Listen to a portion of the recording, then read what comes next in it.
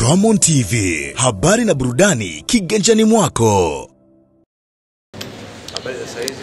Salama. Sisi kama wachezaji tuko tayari kwa mchezo wetu wa kesho, japo tunatambua mchezo huu kwa rahisi kutokana na mpinzani wetu hasa kwenye mechi yetu.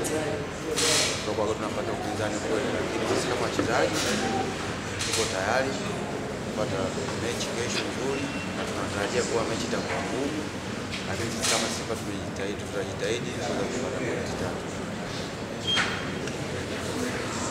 Shukrani.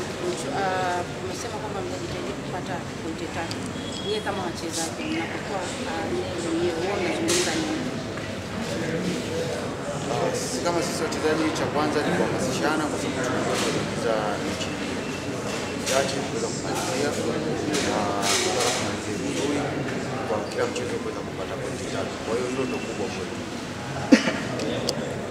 Nakaribisha maswali kwa Nadhani sitokuwa mbali sana na mwalimu kama nilizungumza hapa.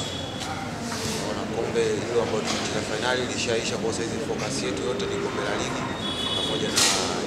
Kwa hiyo ile focus ambayo umetuna nayo kwenye klabu bingwa ndio hiyo ambayo utatuna nayo kwenye kombe la ligi au zaidi pia. Kwa hiyo sio kashangaa hapo ukiona kwamba kuongeza chachu zaidi, ila haiwezi kupungua zaidi, tutaongeza zaidi ya hiyo. Kama nilivyotangulia kusema awali, Kenya ni nzuri na wako vizuri, wanachagua vizuri. Kwa hiyo wao kupumzika muda mrefu na sisi kucheza mechi baada ya siku mbili, sidhani kama kuna tatizo.